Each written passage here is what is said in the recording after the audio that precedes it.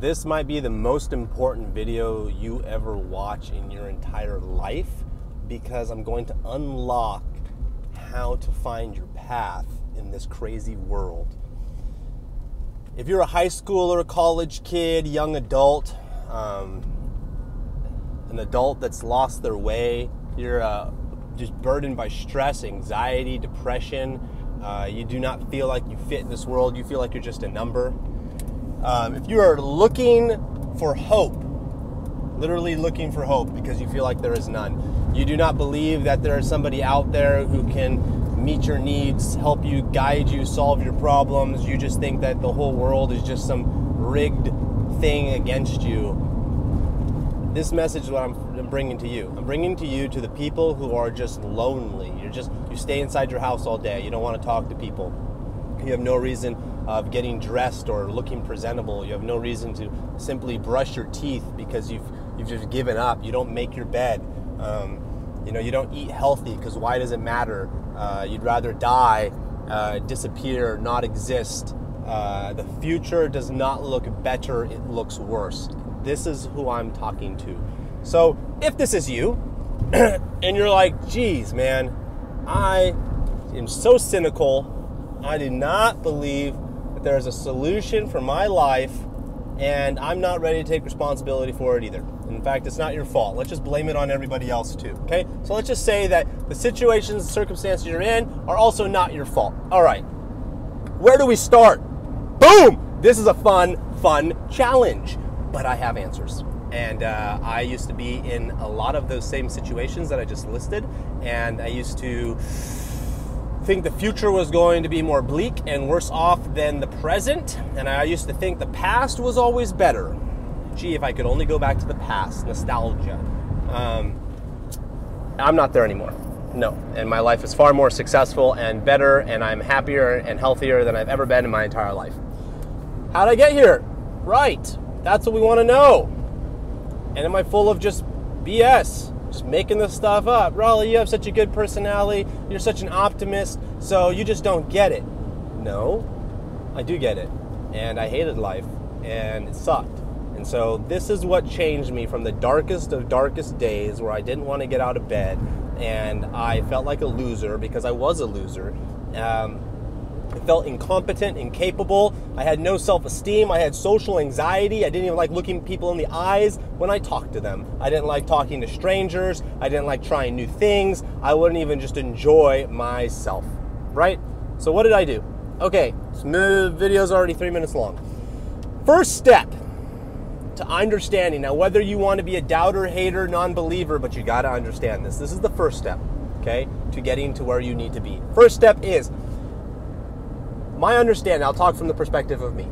My understanding is I am created in the likeness of God. Okay, I'm created in the likeness of God. What does that mean? The likeness of God means that I am more like God than I am less like Him. That's what likeness is. You're more like than different. That's interesting, okay?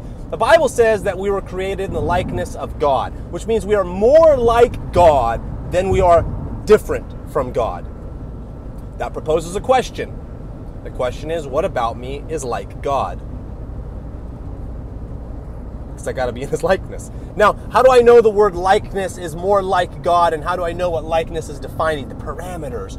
Well, when you read further along in Genesis, you read that Adam has a son that was in his likeness. Father, son. If father, son is likeness, if that's the likeness meter, okay, father, son, then that means that God, us, is under the same likeness meter. That means we are very, very similar to God in a lot of ways. Fascinating. Okay, so you have been created in the likeness of God. This means that you, without education, without parents, without the influence of the world, without any sort of help, you have the likeness of God inside of you. You just don't know what it is. Now we have to go on an adventure to find out what that is. But you have it. You're born with it, empowered by it. Society has told you until you get a 4-year degree, an 8-year degree, until you make money, until you do this or that, your value is less than, right? It's the doctor who has more value than the person working at the burger joint. It's the couple who have 3 kids and they're living the American dream. They have more value than the single person who can't even get a date. That's how this social structure is built. The Bible says, no. Your value was given to you upon birth. You were born with it. No one can take it away, and no one's going to add to it, because no one can add to the likeness of God. I mean, how are you going to do more than what God already did? Made you in his likeness. You can't get any more than that, okay? So you are enough. This is the point. The starting point is you are enough. With your depression, anxiety, frustration, hate, anger, loneliness, the darkest moments, you still have everything you need, okay? You just don't know what it is. Imagine living in a car your entire life and never knowing you can turn it on and drive it. Imagine living in a car, not having the keys, not having any gasoline, and it just sits there. And you think that's your house. So you sleep in it every night, you go home to it, you go out in the world and play, you come back to it, but never have you gone to explore the car to see if it needs gasoline and some keys so that you can actually use it as a vehicle to get you where you want to go. You literally are living inside your body and you have no idea how to drive it. Okay? So the first premise we need to understand is you're in the likeness of God, which means you have it. So now what is it? That's what we need to figure out. What is it? Okay. There's a word called talent. Talent is a stupid word. Dumb. Because what talent does is it cuts people out. People go, oh, that person's talented. And then what you think is you're not talented. And so then you don't think you have it. Wait a second. Didn't I just say you have it? You have it. You just don't know what it is. So talent is when a person is using the vehicle. That's what talent is. Talented people use the vehicle. They use the giftings that they were born with. That's what we describe as talent. So the reason why we call it talent is because it seems as if those people didn't have to try hard or work for it. And that's not necessarily true. Actually, true talent is taking that which you were given at birth and then honing it, working with it, learning to sharpen your sword, essentially, and make it even more useful. Untalented people, they don't even have the first starting point, which is they actually have a gifting. They have a gift set. They don't even start there. And then they don't even try to make it better. Talented people know they have it. Now they make it better. There's a difference. So what is the skill set, the gifting, the likeness? What is the likeness I was born with? All right. There's a book I read on basically how to stop managing your business. And I don't remember. It's something about like first break all the rules or something like that is the name of the book. And they basically say that you need to hire employees who are self-accountable because self-accountable employees don't need to be managed. How do you find a self-accountable employee? Well, you find somebody who naturally does the very thing you want them to do. These are people who wake up in the morning and just do the thing, right? So like, let's say you own a cleaning service and you have a bunch of, jobs and it's going to involve sweeping floors and mopping. Well, all you got to do is find a person who wakes up in the morning and loves sweeping the floor and mopping it and loves having a clean floor. You find that person will just do the job. You don't have to manage them. You find somebody who doesn't even like to sweep floors and mop, and then you hire that person, you're going to have to manage them to sweep the floor and mop the floor. So there's people who wake up and they just have this inner drive to just do this thing. Everyone has it. I was watching a movie. It's called something called Making Greatness. It's with has Wayne Gretzky in it, Jerry Rice. I think it has Pele in it, and a couple other people. And I don't know the title of the movie, but there's a documentary that talks something about greatness, finding greatness or something like that. And through the whole movie, you basically come to the idea that there's basically these two things that really make greatness. But I think this is what makes talent. So this is going into what is the thing you have. There needs to be an obsessive desire daily to do whatever it is this thing is. And there needs to be this obsessive desire, but it's really an obsessive rage that if you were not to do it, you would be so angry, you'd get enraged for not doing it. That's like Wayne Gretzky having to play hockey. Like, he didn't want to go to the movies with his friends, he just wanted to hit hockey pucks. Okay, so there's this obsessive rage. All right, me making this video right now, giving you information that I've collected, consolidated, connected dots. This is something I have to do. If I do not do this thing, I get so angry. I feel like my life is wasted. Why even wake up tomorrow? It's pointless and meaningless.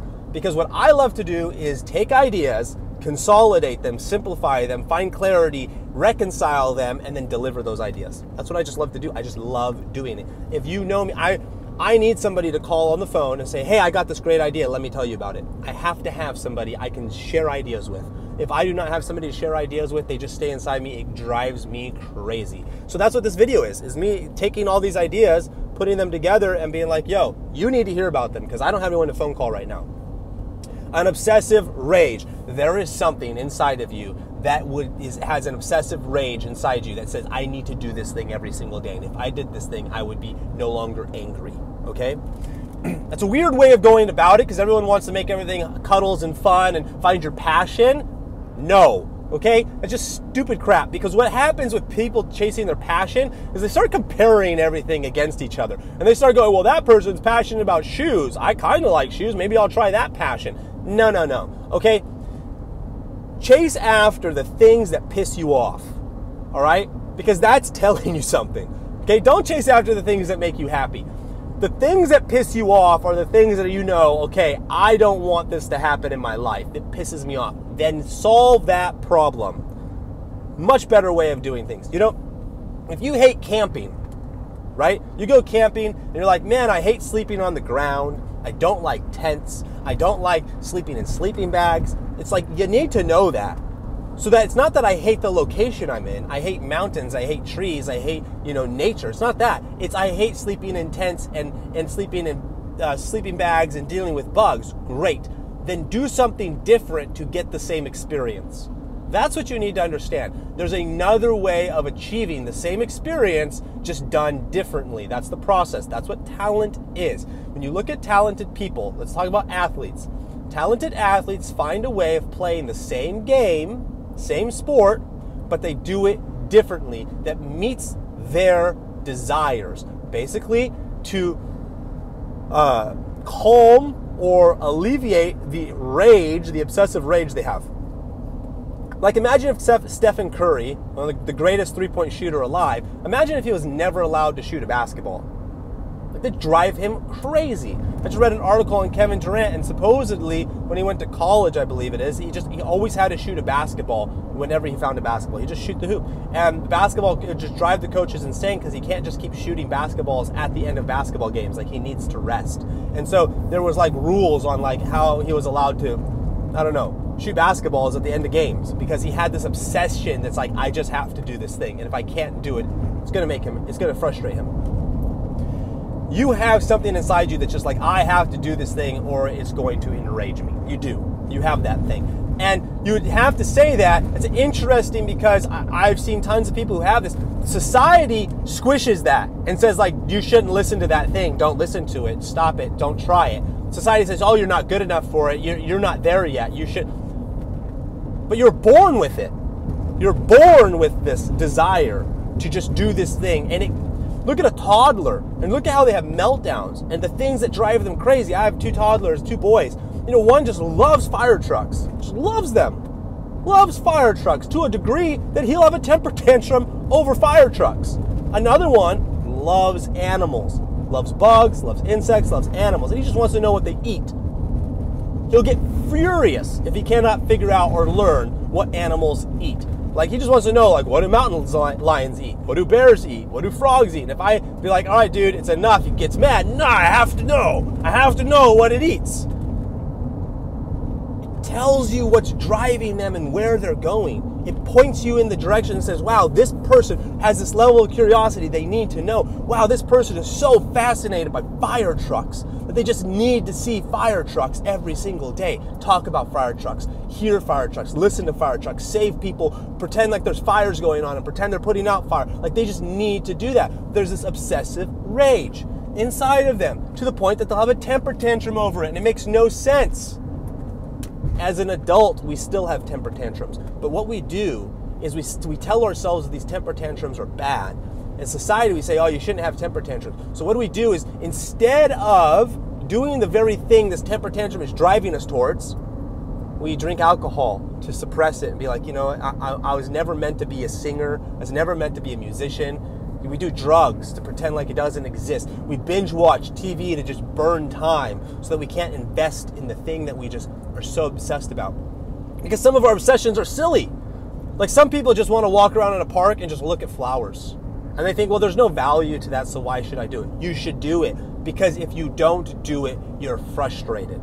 So go do it and go get better at it and learn to grow this skill, this appreciation for beauty or nature, whatever it might be. Learn to grow it because it was given to you at birth, and then you're going to eventually be able to use it. But you cannot use a tool that is not basically made well, right? A well-made tool. It's like you can't be partially created in this gifting. You have this gifting and you've kind of used it. It needs to be honed in. It needs to be mastered. So you can take this skill set, this tool that's been given to you.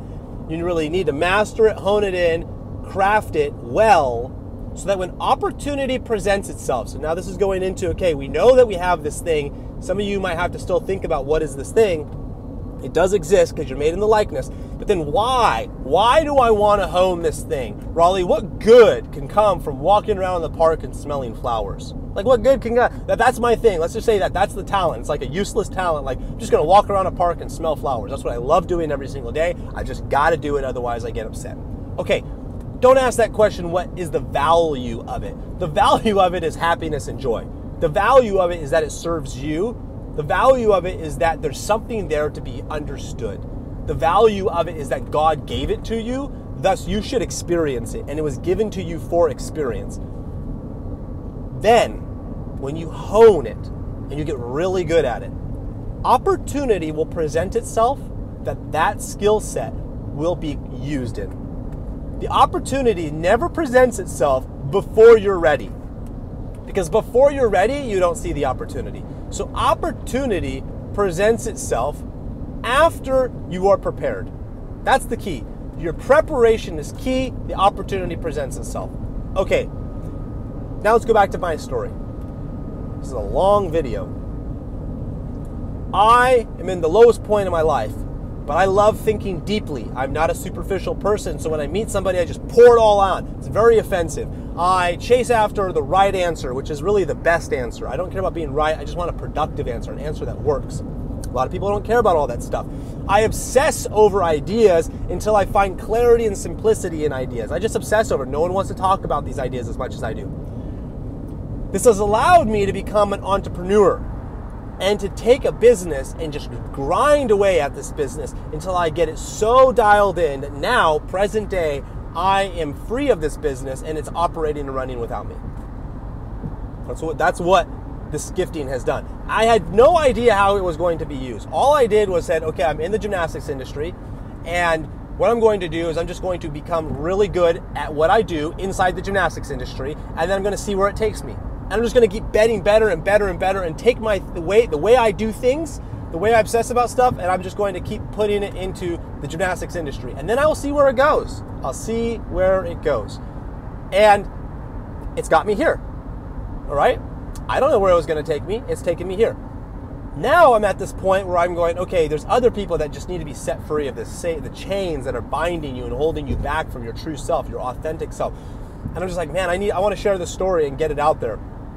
I don't know how to get it out there other than make a video and post it. But it's like, this video might reach one person and this video might reach 0 people. I don't even care about that. Because honestly, I have to take these ideas and get them out of me. That's just what I do. So even if nobody watches this video, which is awesome, It's like therapeutic for me to just talk into a camera, share ideas, even if nobody who watches the video. I feel good about it. I like the fact that I created this video. 19 minutes long. Nobody's going to watch it this long. I don't care. This is what I do. And if I weren't to do this, I would be frustrated as I'm going on this very long drive back to my business on my monthly trip to check in and see how things are going. Okay, so opportunity will present itself after you start mastering yourself. Now, there's a parable given in the Bible, and it talks about the parable of talents, which is money. But it basically goes to the idea of this. There's a boss, okay, and he has 3 employees, and he's going on a vacation. And so he gives his employees some money to hold on to and protect while he's away, and they'll bring it back to him when he's gone, or when he comes back. So he leaves, and one employee takes the money and buries it in the ground to keep it safe. Another employee takes the money to the bank so he can earn a little bit of interest on it. And another employee takes the money and goes to the marketplace and takes risk. When the owner comes back, the boss comes back, he asks for his money, the one buries it from the ground and says, here's your money. It's the same amount of money you gave me, I'm giving you. He thinks the owner, the boss, should be happy. Boss is not happy. He's mad. He goes to the other employee, he goes from the bank, he says, I took it to the bank, I got a little bit of interest. Boss not really happy, not impressed, okay? It's the employee that went to the marketplace, that took the money to the marketplace. He goes and brings the money to the boss and he says, hey, I'm bringing you more money, like significant, I don't know if it's like 3 times more, but he's bringing him significant more money. And the boss is well pleased and is like, yeah, that's what I'm talking about. Here's the point. You were given a gift, the most valuable gift, your life. You were given a gift in this time and place with these opportunities, with everything around you, given it. It's all a gift to you, and you see it as hell maybe right now. Right now you go, this is hell. That's only because you don't understand how it'll play the game according to how you were created. It turns very quickly into heaven once you understand what you're supposed to do with your gift.